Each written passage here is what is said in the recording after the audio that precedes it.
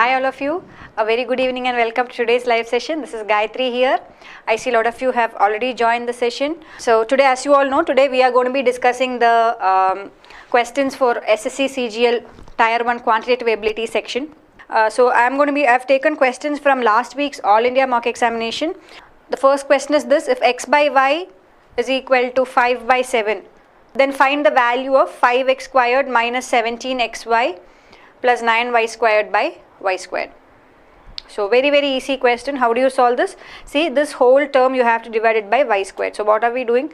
So you are doing 5x squared by y squared minus 17xy by y squared plus 9y squared by y squared, or this is nothing but 5 into x by y the whole squared minus 17 into x by y plus 9. So here you already know what is the value of x by y. The value of x by y is equal to 5 by 7. Substitute that here and get the answer. So I hope it is clear. Just the expression you have to divide it by y squared. You will get the expression in terms of x by y. Just put in the values of x by y in this equation and get the answer. So from this point, how do you do it? This is nothing but 5 into what is x by y? X by y is 5 by 7. So x by y the whole square is nothing but 25 by 49. Minus 17 into 5 by 7 plus 9, or again if you take the LCM you will get 5 into 25 minus 17 into 5 into 7 plus 9 into 49 divided by 49.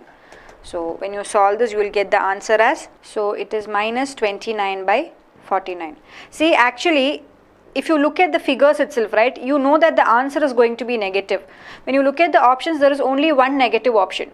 So you can directly mark this one as the negative answer, minus 29 by 49. Yes, okay. So this is the actual way of solving it, but like I said, just by looking, you should know the answer is going to be negative and we can take option 2 as the answer. Next one. At what rate per annum will the simple interest on a sum of money be 2/3 of the amount in 18 years? So how do you solve this? What is the simple interest that you get? See, assume that the amount that you are investing is x rupees. So this is your principal. If your principal is x rupees, what is the interest that you are getting after 18 years? The interest that you get after 18 years is nothing but 2/3 of the principal that you have invested. So here you know interest is this, right?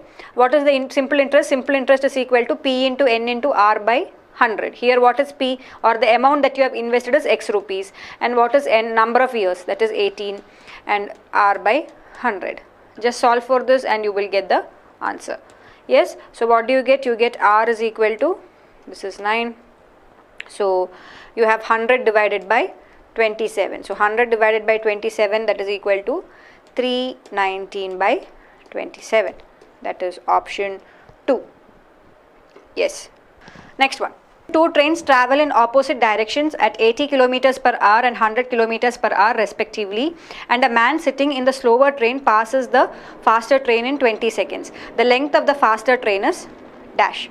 So there are two trains which are going in the opposite direction, 80 and 100 km per hour respectively. So what is the relative speed or the net speed between both the trains? The relative speed between both the trains is nothing but 80 plus 100, correct? Because they are traveling in the opposite direction, or 180 kilometers per hour. So now what is this 180 kilometers per hour in terms of meters per second? 180 into 5 by 18, that is equal to 50 meters per second. Okay, this is the relative speed between both the trains. Now what are they saying? The man who is sitting in the slower train passes the faster train in 20 seconds. So what are they asking? The length of the faster train is dash. What are they asking? They are asking you the length of the faster train, and they are saying that a man sitting in the slower train is crossing the faster train in 20 seconds. So a man, it is like this, right? A man in the train, okay, there is a slower train, right? This is the slower train, okay, this is the slower train, and there is a faster train. Okay, now the man who is sitting here, that is one point in this train, okay, which is moving at a speed of, let us say it is going like this is going like this, right? This is at a speed of 80 kilometers per hour and this is going at a speed of 100 kilometers per hour.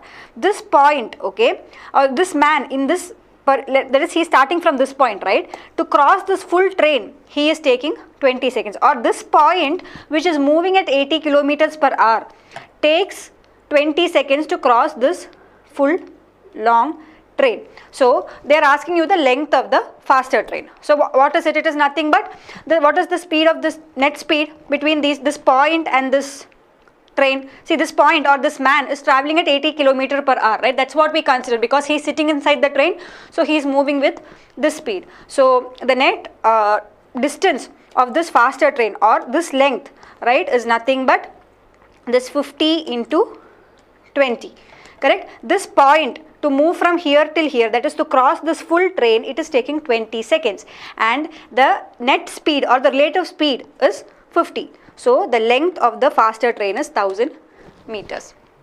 Correct answer is option 4.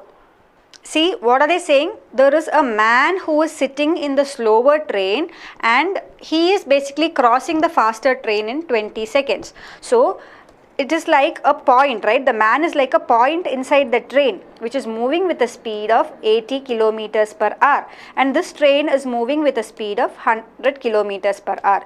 This man to cross this full train takes 20 seconds. So the relative speed between both of them is 80 plus 100, that is 180 kilometers per hour or 50 meters per second. Relative speed is 50 meters per second. Time taken is 20 seconds. So the length, that is this length, is nothing but 50 into 20, that is 1000 meters. Okay. See, initially when you see the questions, yes, some of you might feel that information is not enough to arrive at the answer, but this is, read the question clearly and understand what they are trying to say. Then you will be able to solve. So the correct answer here is option 4, 1000 meters. Next one. Find the area of a right angle triangle if the radius of its circumcircle is 8 centimeter and the altitude drawn to the hypotenuse is 6 centimeters. So what are they asking? You have to find the area of a right angle triangle. Okay, right angled triangle. If the radius of its circumcircle is 8 centimeters, so 8 circumcircle is like this, right? Yeah. And radius of the circumcircle is 8 centimeter and the altitude drawn to the hypotenuse is 6 centimeter. This is 6 centimeter. Now, okay. Now, if you know the property, okay, of this right angle triangle, then solving this question is very easy. See, what is the property that you have to use here? The circumcenter of a right angle triangle is at the midpoint of its hypotenuse and the circumradius, right, is half of the hypotenuse. If you know this, solving this question becomes very, very easy. So you have a right angle triangle and you are drawing the circumcircle of this triangle. So the center of the circumcircle, right, what is the center? It is nothing but the midpoint of the hypotenuse. Now what are they saying? The radius of the circumcircle is 8 centimeter and this is the midpoint of the circumcircle. So this length is 8 centimeter and this length is also 8 centimeter. Basically it is the midpoint of the hypotenuse and it is also given that the height, okay, the height of this, the altitude to the hypotenuse, this length is 6 centimeter. Now what are they asking you? What is the area of this right angle triangle? What is the area of the triangle? Area of any triangle, if you are given the base and the height, you can say area is equal to half base into height. So here half into what is the base? Base is 16 and height is 6. So what is your area? 48 centimeter squared. Okay, so the property that you use here is the circumcenter of a right angle triangle is at the midpoint of its hypotenuse and the circumradius is half of the hypotenuse. Correct answer is 48 centimeter squared. Next one.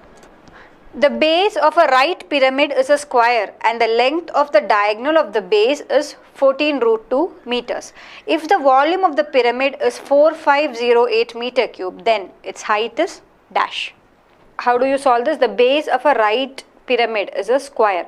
So the base is a square. Okay, so you have a pyramid like this and the base of the pyramid is a square and the length of the diagonal of its base is 14 root 2. So this length is given as 14 root 2 and you have to find the volume. Okay, volume is given, you have to find the height. So what is the volume of a pyramid? Volume of a pyramid is equal to 1/3 into the height into area of the base. Okay, so this is the general volume for any pyramid, any given pyramid. So here I don't know, I know the volume is 4508, yes, is equal to 1/3 into height, I don't know what the height is, okay, height into area of the base. What is the area of the base? See, if one diagonal is 14 root 2, then what is the area?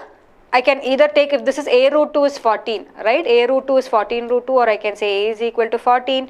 So the area of the base a squared is equal to 14 into 14, that is 196. Or if you know this formula, right, area of a square is also given as half into the diagonal squared. Directly you can use this also, still you will get the answer as 196. So here 4508 is equal to 1 by 3 into height into 196. So what is the height of the this thing? It is nothing but 4508 into 3 by 196. What is the answer that you get here? You get the answer as 69 meters. That is option 1. Yes, next one.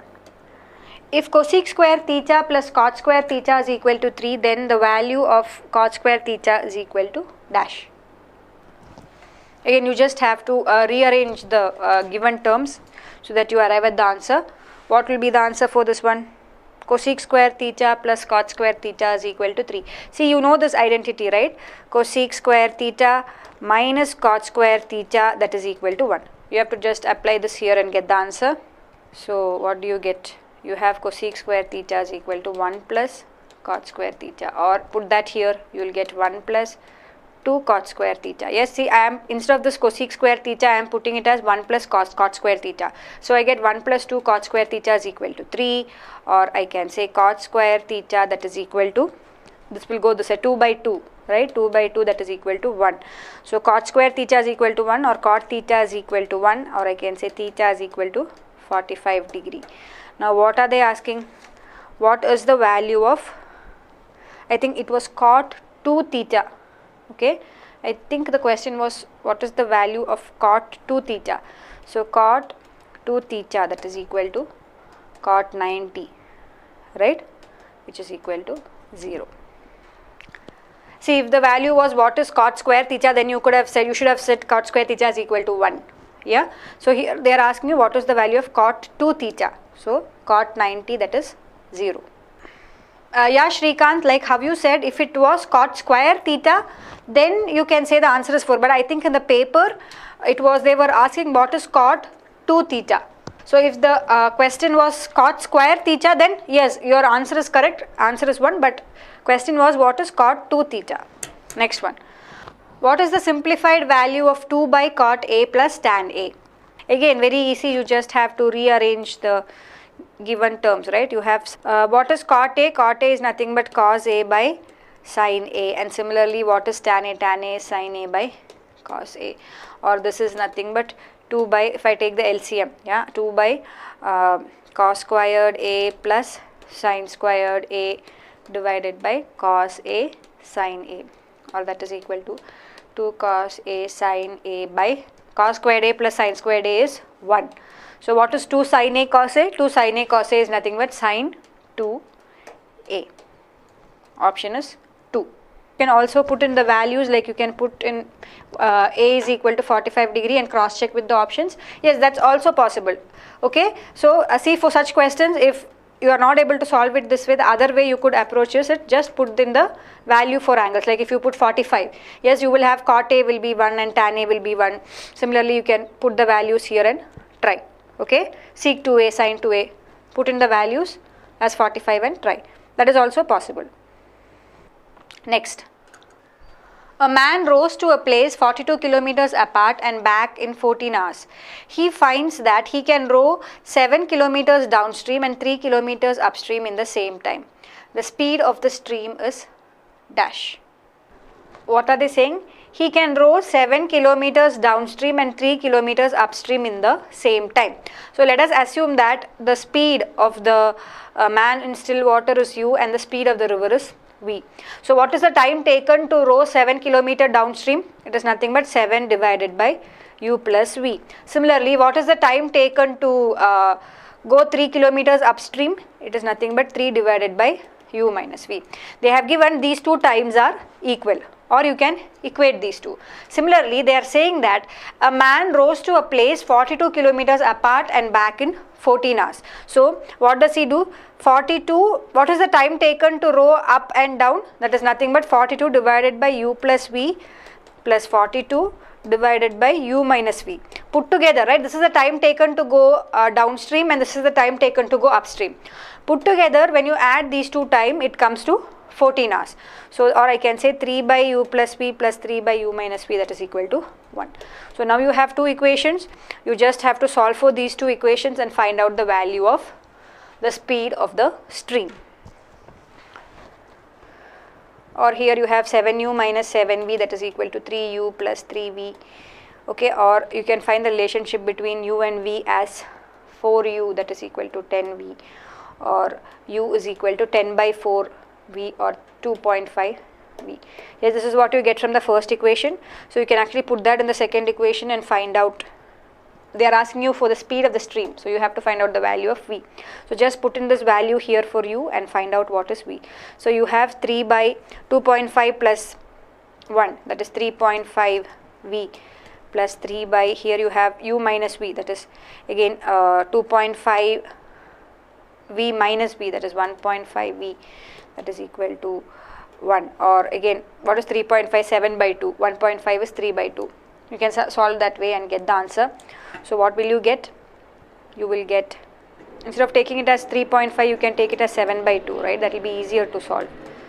So LCM is 21, so you have 21v in the denominator, and in the numerator you will have 3 2s are 6, 6 3s are 18, 18 plus 42, that is equal to 1. Or you can say 21v, that is equal to 60, or v is equal to 60 by 21, 60 by 21, that is equal to 20 by 7. Correct answer is option 1. Next one. P and Q invest in a business in the ratio 2:5. If 9% of the total profit goes to charity and P's share is 6760, then the total profit is dash. So how do you solve this? P and Q invest in a business in the ratio 2:5. So let us assume P is investing 2x rupees and Q is investing 5x rupees.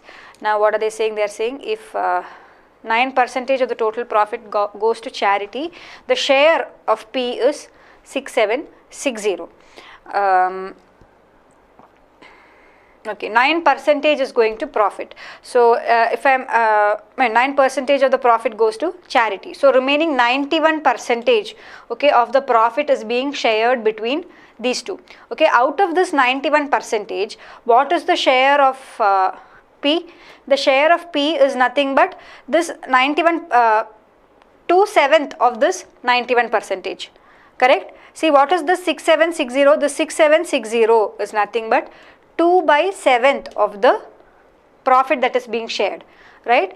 Profit, see, out of total 100%, 9% is going to charity.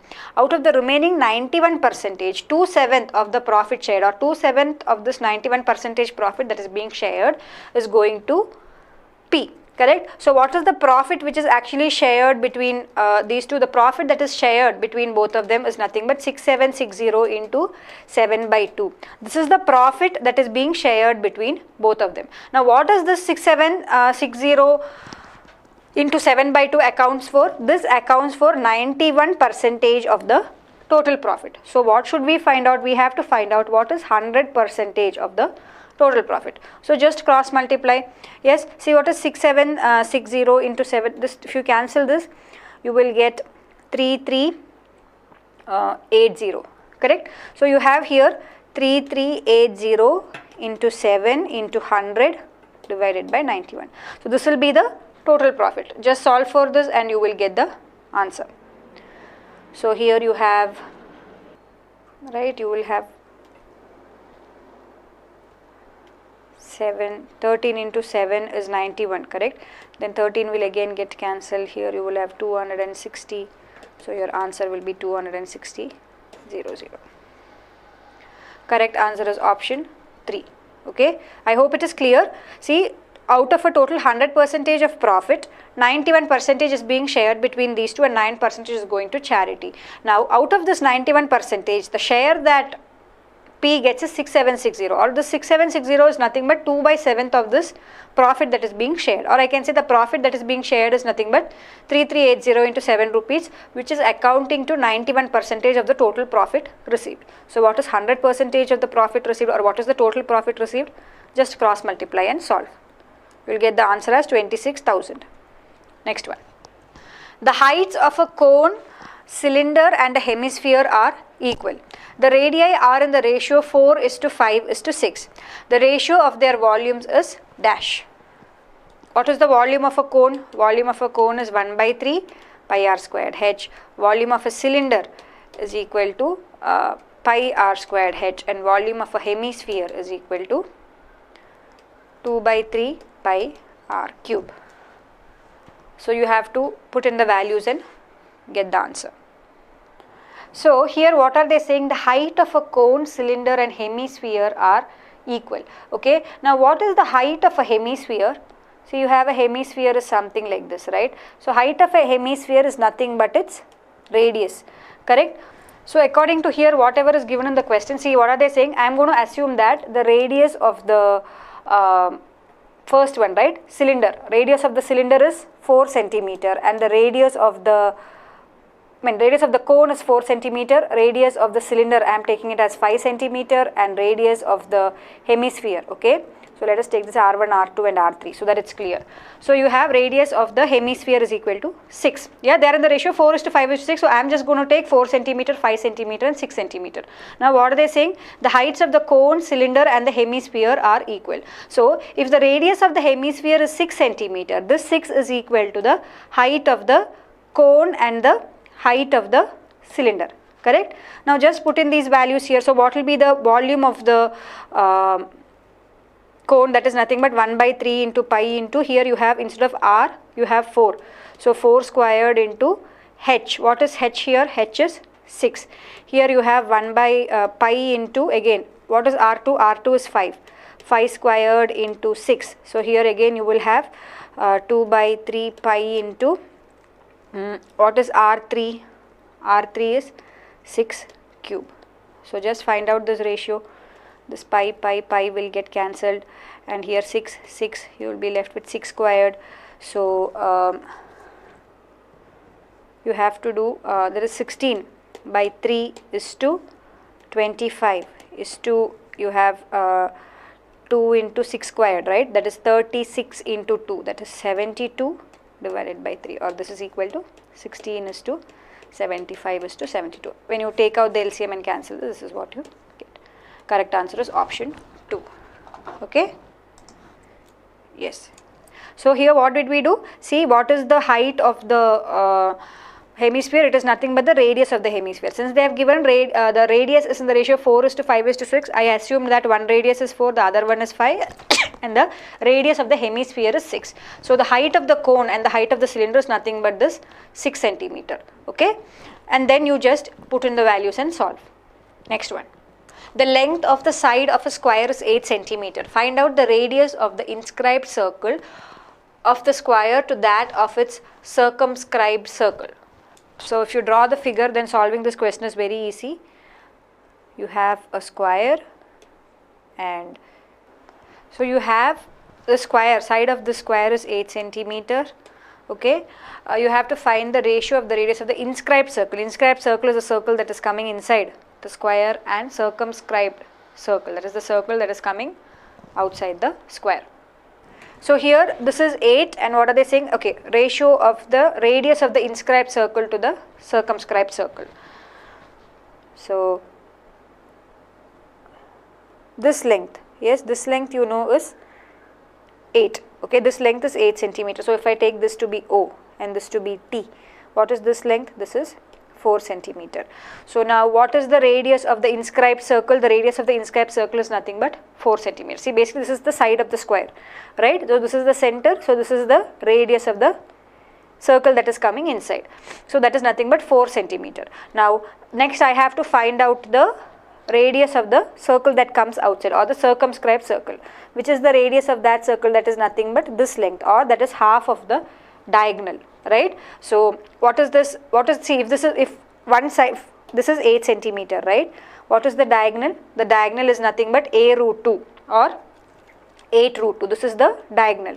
Okay. Now what is the radius? Half of the diagonal, that is 8 root 2 by 2, that is equal to 4 root 2. So if I say this side, let me name it as Q. If I name it as Q, I can say OQ, that is equal to 4 root 2. Similarly, OT, or this length, is 4 centimeter.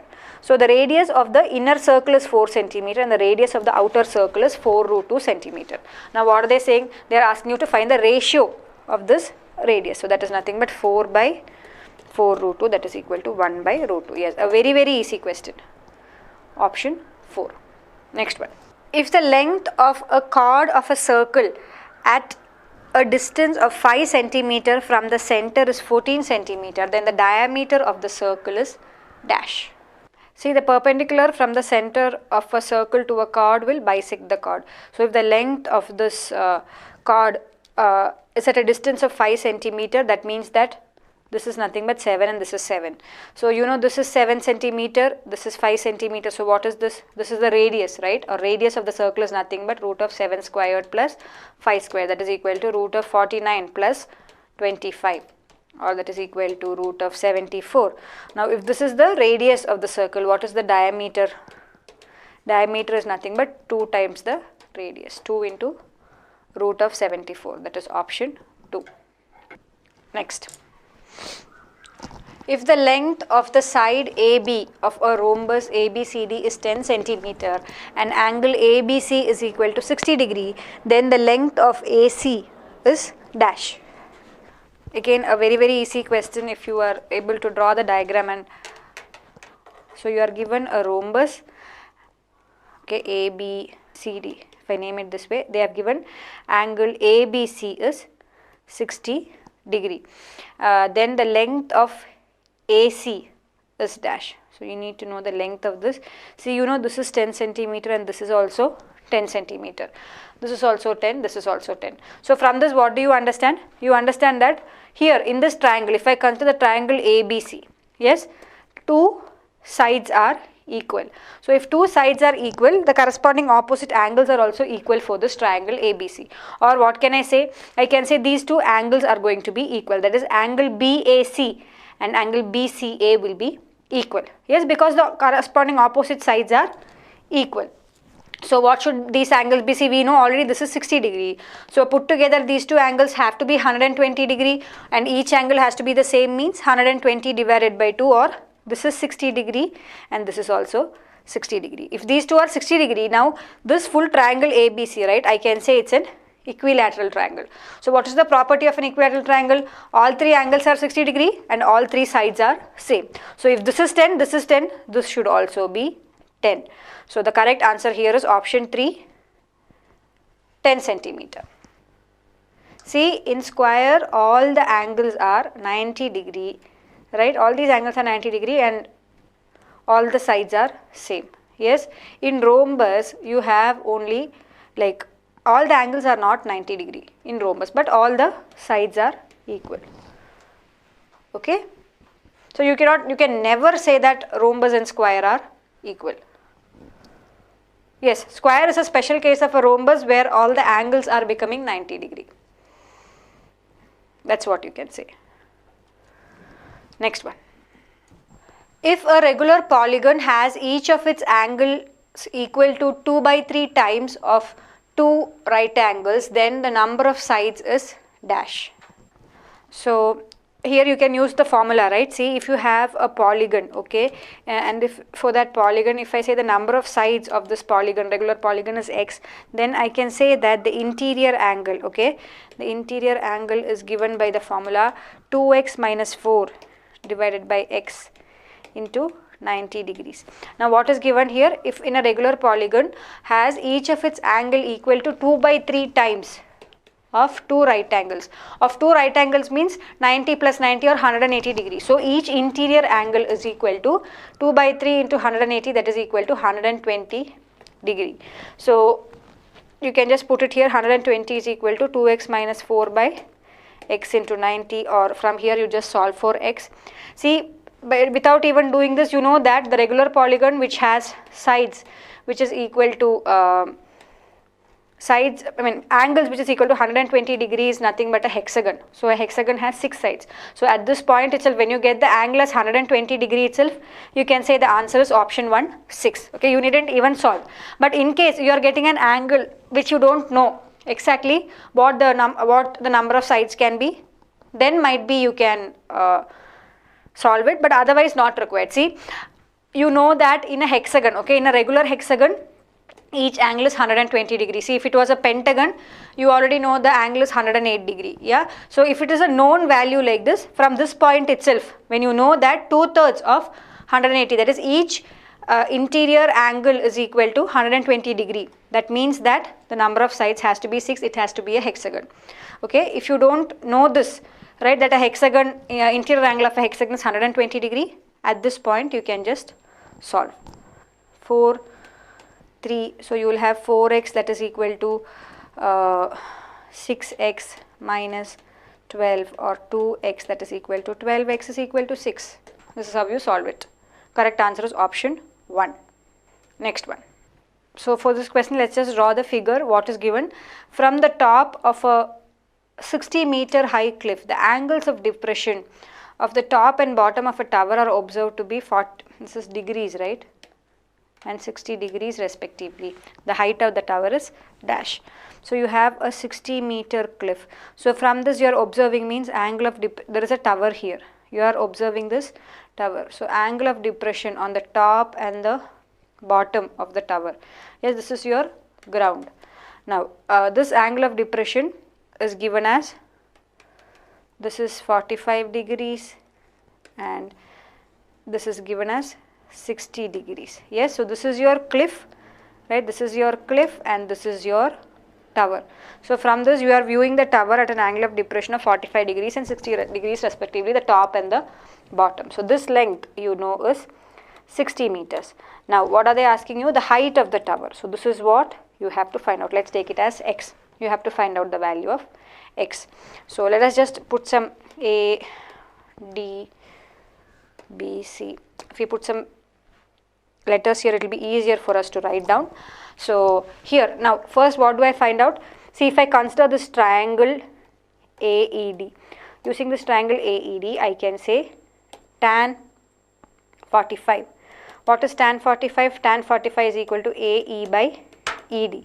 Okay. Now if I consider triangle ABC, using triangle ABC, I can again say tan 60 is equal to AB by BC, or that is equal to, what is AE? AE I know is 60. 60 by BC. And what is tan 60? Tan 60 is nothing but root 3. Correct? Or I can say BC is equal to 60 by root 3. That is basically this length, right? It is 60 by root 3. So here in this first equation, now see, BC is equal to ED, right? Basically BC or ED represents the distance between the cliff and the tower. So here again I note what is tan 45. Tan 45 is equal to 1. So 1 is equal to AE divided by this distance, that is 60 by root 3. Or what can I say? I can say AE is equal to, again, AE is equal to 60 by root 3. So this length AE I have got it as 60 by root 3. This full length I know is 60 meters. I have to find out this length, which is the length of the tower, or this value x, that is equal to 60 minus 60 by root 3, or that is equal to 60 into 1 minus 1 by root 3. So if you look at the options, the correct answer is option 3. They have clearly given here, no, the angles of depression of the top and the bottom of the tower are 45 and 60 degrees respectively. So the angle of depression to the top is 45 degree and the angle of depression to the bottom is 60 degree. So that's how I take 45 and 60. Okay. Now see, first case I am considering the triangle ABC. If I consider triangle ABC, in triangle ABC, what is tan 60? Opposite side by adjacent side. What is the opposite side? Opposite side is AB by BC. Okay, now this is equal to 60 by BC. AB I know is 60, so 60 by BC, or that is equal to root 3. I mean, yeah, tan 60 is root 3, so BC is equal to 60 by root 3. Now I consider triangle AED. In triangle AED, I have tan 45 is equal to, again, opposite side, that is AE by adjacent side ED. You know tan 45 is 1, or that is equal to AE by, from here I know ED is equal to BC, right? Basically it is showing us the distance between these two cliff and tower. That is equal to 60 by root 3. I put that here. I find out the value of AE. So I got this length. Now I know the full length of this cliff. So what is the length of the tower? 60 minus 60 by root 3. Okay? Yeah. Next. In the given figure, LM is parallel to SO and NU is parallel to OT. Find the value of angle ONU. Very, very easy question, yeah. So I think a 5th standard student should be able to solve this faster. So it's that easy, yeah. So here this is 45 degree, this is a corresponding angle, correct? So if this is 45, this is also 45 degrees. Say they have given here SO is parallel to LN, right? Yeah, so here this is 45 means this is also 45. These two are corresponding angles. Now this is 70 degree, you know. Now this is a straight line. Yes, so the angle in a straight line is 180 degrees. So what should this angle be? It has to be 180 minus 70 plus 45. That is 180 minus 115. Yes, 180 minus 115, or that is equal to 65 degrees. Correct answer is option 2. Next one. The perimeter of an isosceles triangle is 36 centimeter and each of the equal sides is 7 by 4 times of its base. What is the area of the triangle? Try this one and give me the answer. The perimeter of an isosceles triangle is 36 centimeter and each of the equal sides is 7 by 4 times of its base. What is the area of the triangle? Yes, the correct answer is option 3. Okay, so see, if the base is x centimeter, okay, what are the other two sides? They have to be 7 by 4x and 7 by 4x. So these are the sides of the isosceles triangle. Okay, now I have to find the area of the triangle. So the only information that I have been given is the sides of the triangle. See, I know these are the 3 sides of the triangle. So, and it is given that perimeter is 36 centimeter, or I can say x plus 7 by 4x plus 7 by 4x. Yeah, what is perimeter? Perimeter of a triangle is nothing but the sum of the 3 sides of the triangle. So this is given as 36 centimeter, or x plus 14 by 4x, that is equal to 36 centimeter, or I can say, if I take the LCM, I will have here 14 by 4, you can simplify it, no? 7 by 2. So I will have 9x, that is equal to 36 into 2, that is 72, or I can say 9x is equal to 72, or x is equal to 8. Okay, now so one side is 8 centimeter and the other two sides are 7 by 4 into 8, correct? That is 14 centimeter each. So these are the 3 sides of the triangle. So for a triangle, you know 3 sides, 14, 14 and 8, you have to find the area. See, whenever you are asked to find the area of a triangle, depending on the values given, choose the formula that you have to use. Many times you are given the value of the base and the height. Then you use the formula half BH, correct? Here you are given the sides. So which formula will you use? You will use the Heron's formula. What is the Heron's formula to find the area of a triangle? It is given by root of S into S minus A into S minus B into S minus C, where S is equal to the semi-perimeter. Semi-perimeter means what? A plus B plus C by 2. Right here, I know the perimeter, that is sum of 3 sides of the triangle is 36. So what is the semi-perimeter? 36 by 2, that is equal to 18 centimeters. So what is the area? The area is nothing but root of 18 into 18 minus A. One side is 14, the other side is also 14, and the third side is 8. So when you solve for this, you will get root of 18 into 4 into 4 into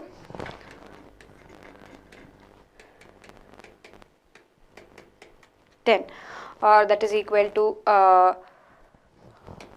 root of 160 into that is root of 16, that is 4, you can take it outside, right? So you can take 4 outside and you will be left, if you take 4 outside, 4 4s are 16. If you take a 4 outside, you will have again root of 18 into 10. That is root of 180, or you can further split it and write it as 24 root 5. Correct answer is option 3. Okay, see, I'll just simplify that here and write. See, 4 out of this, I am taking this 4 outside. So what will I have inside? I'll have 180. Yeah, what is 180? 180 is nothing but 9 into 20. Again, out of this 9.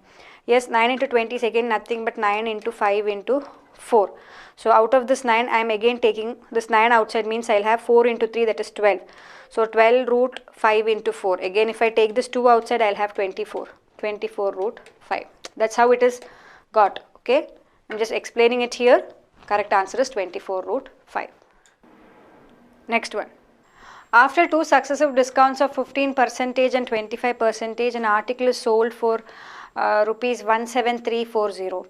What is the marked price of the article? So what are the discounts that are given? 15% followed by 25%. So what is the net effective discount that is being given? Minus 15 minus 25 plus 15 into 25 by 100. So I am using the concept of effective percentages here. Yes. So minus A minus B plus AB by 100. This will be the net discount percentage, or that is nothing but minus 40 plus here I have 1 by 4, 15 by 4, that is 3.75, or that is equal to minus 36.25, or I can say the net discount is 36.25%. So the selling price is 17340. So what are we doing? See, if you have a marked price, right? Marked price into you are reducing 36.25%, or I can say you are selling it for 63.75% of its marked price. This is given as 17340. From this you have to say what is the marked price. That's all. So when you solve this, what do you get? You get 17340 into 100 divided by 63.75.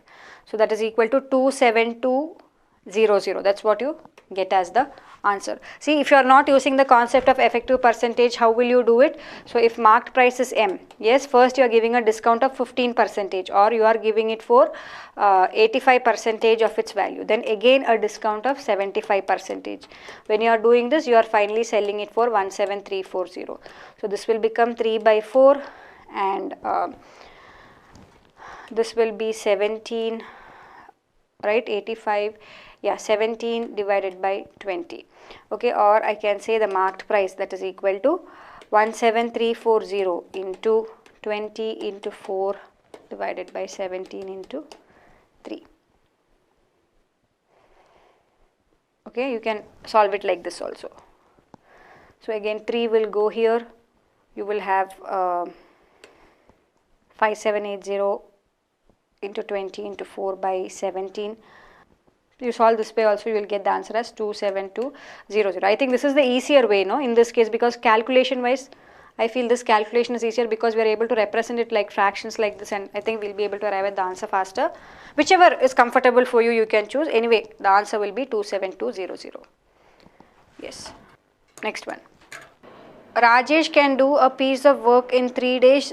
Jitu can do the same piece of work in 5 days, and Suman can do the same piece of work in 7 days. If they do the same piece of work together and they are paid rupees 1775, then what is the share of Rajesh? So see, how do you split salary among people? Basically you look at the work that each person completes in a day. Yes, so who completes the maximum work in a day should get the maximum salary.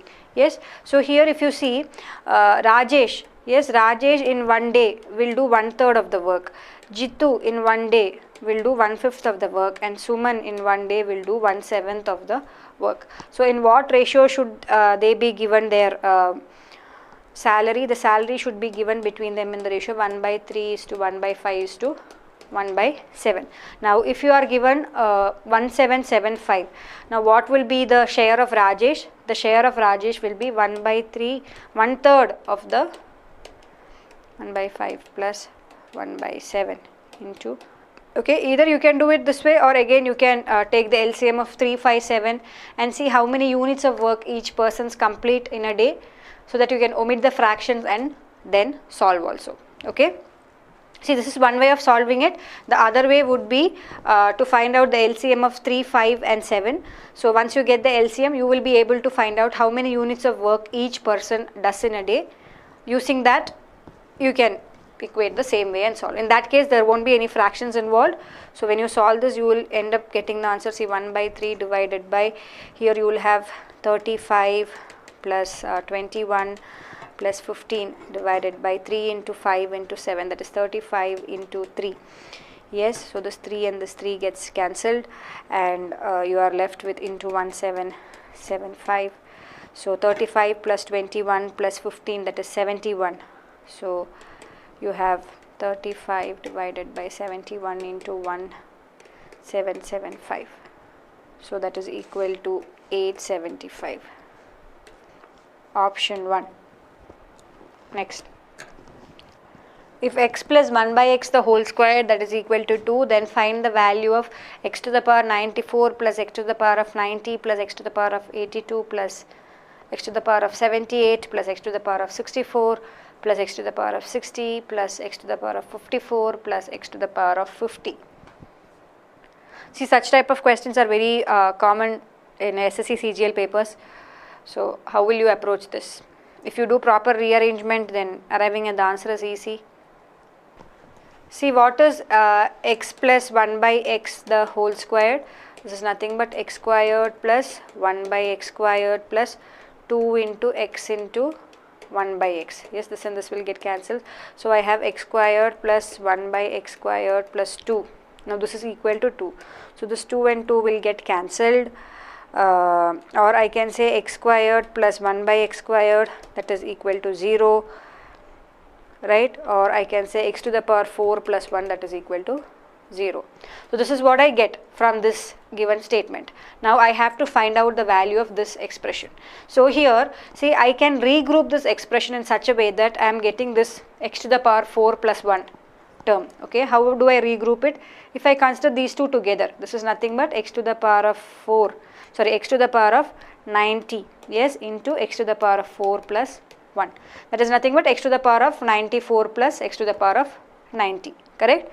Similarly, here, when I group these two, what do I get? X to the power of 78 into x to the power of 4 plus 1, plus again I group these two. I will get x to the power of 60 into x to the power of 4 plus 1.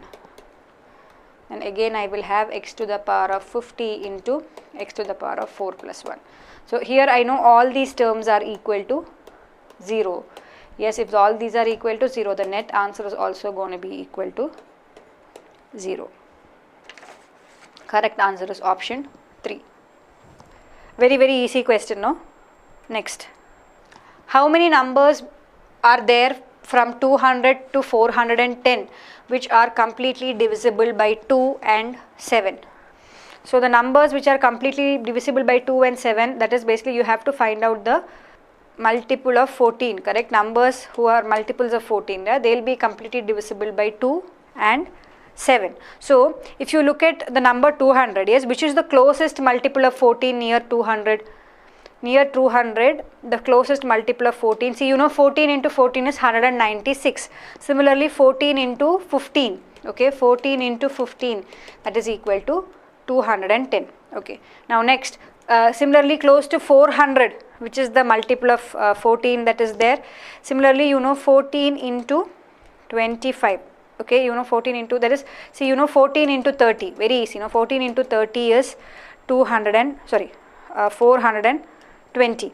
Okay, so I need, so what will be the closest multiple near 410, which will come before 410, that will be 14 into 29, correct? So that will come before 410. So these are the, so how many multiples are there, or how many such numbers are there which are between 200 and 410 which are divisible by 2 and 7? That is, how many multiples of 14 are there between 200 and 410? See, from 15 to 29, yes, all these you have to include. So from 15 to 29, how many numbers are there? 15 such numbers are there. Correct answer is option 2. Yes, I hope it is clear. See, they are asking you for the how many numbers are there between 200 and 410 which are completely divisible by 2 and 7. So completely divisible by 2 and 7 means it should be completely divisible by 14, or the number that we are looking for should be a multiple of 14. So I have just found out how many multiples of 14 are there between 200 and 410. So from the 15th multiple of 14, yeah, 14 into 15 is 210. Similarly 14 into 29 is just less than 410. So these are the numbers that are there. Okay, so how many such numbers are there? 15 such numbers are there. I hope it is clear. Next, the bar graph shows the number of audience in a multi-screen theatre for 3 shows. Okay, the first graph. What is the percentage increase in the number of audience in screen 1 from second show to third show? So percentage increase in the number of audience in screen 1 from second show to third show. So this is screen 1, yes, second show, and this is third show. So here 2.5 was there in terms of 100. You needn't consider that now, right? Anyway, everything is in terms of 100. So here, because you're only calculating the percentage. So here 2.5, here 5. So what is the percentage increase? That is nothing but 5 minus 2.5 by 2.5 into 100. Or that is equal to 100% increase. That is option 1. Yes, a very easy one. Next, see, data interpretation is fairly easy in SSC CGL papers. What is the percentage increase in the total number of audience from the second show to third show? So in second show, how many audience are there? 2.5, 4, 6.5. Yes, so 2.5 plus 4 plus 6.5, or totally 13 audiences are there in the second show. Third show, how many audience are there? 8 plus 5 plus 3, that is 13 plus 3, or 16 audience are there. So what is the percentage increase? That is nothing but 16 minus 13 divided by 13 into 100, or I can say 3 by 13 into 100. That is the percentage increase of number of audience from the second show to the third show. So what do you get the answer as? That is nothing but 300 divided by 13. That is equal to 23 point some value, so 23.07. Based on the options, you can take the answer as option 2. Yes, you will get 23 point some value, so it has to be 23.07. Yes. Next, if the tickets for screen 1, 2 and 3 sell for rupees 150, 200 and 250 respectively, then which screen has the maximum total revenue for the 3 shows? So if you look at the first screen, okay, what is the price? 150 rupees. Now how many people are there? 4.5 plus 5.5 plus 6, correct? That is nothing but 10 plus 6, 16. Sorry, yeah. No, they are asking about the screen, right? Screen 1, screen 2 and screen 3. So your screen 1 is 4.5 plus 2.5 plus 5. Okay, that is nothing but 5 plus 4.5 plus 2.5, that is 12, right? 12 into 100. See, in screen 1, okay, see, they are saying in screen 1 cost is 150, screen 2 cost is 200 and screen 3 cost is 250. So total number of audience who goes to screen 1 is nothing but 4.5 plus 2.5 plus 5, that is equal to 12. Now here it is given that audience is in terms of 100. So 1200 audiences are there. So what is the revenue from the first screen? 150 into 1200, because you know cost of one ticket is 150. Yes. Now look at the second screen. So I think accidentally first I thought it was first show. No, they are talking about the screen. Okay. So attention to detail, very important. Yeah. Here you have 5.5, 4 and here you have 3. So totally how many audiences are there in screen 2? 5.5 plus 4 plus 3, that is 4 plus 3 is 7, 7 plus 5 is 12, so 12.5 into 100, that is 1250 audiences are there who are going to screen 2. Now what is the price in screen 2? 200 rupees per ticket. So this is the revenue from screen 2. Then third one, in the third screen, how many total audiences are there? 6, 6.5, 8. So 8 plus 6, 14, 14 plus 6.5 or 20.5. So 2050 is the total number of audience in the third screen, and cost per ticket is 250. So just by looking at the given figures, you can say the one where you get the maximum revenue is option 3. That is the third screen. Yes, that is option 3.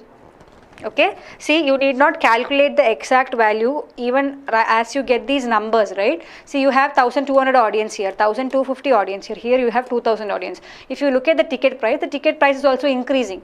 In the third screen, the ticket price is the maximum, and maximum number of audiences are coming here. So you need not solve it actually, just by understanding what is the values, right? You will be able to say that screen 3 is going to make the maximum revenue. Even if you compare the figures, yeah, in the question, right, in this graph, even if you look at the figures, you can very clearly see that screen 3, out of all the 3, screen 3 is going to have the maximum number of audience, and they have the maximum cost per ticket. Definitely that has to be your answer. Okay, yeah, you need not calculate. Next. For the second show, the number of audience in screen 3 is how much more than the number of audience in screen 1. So second show means here number of audience in screen 3 is how much? 6.5 into 100, that is 650 audience are there in screen 3. And how many audiences are there in screen 1? 2.5 into 100, that is 250 audiences are there in screen 1. So what is this difference? 650 minus 250, that is equal to 400. Correct answer is option 3. Okay, so I think with that the questions from this last week's paper is over. So I hope the questions that we solved was clear to all of you. All the questions now it's clear. Okay, yeah. So that is it from us for now, and I will see you in the next session, and this is Gayatri signing off. Till then, take care. Good night. Bye.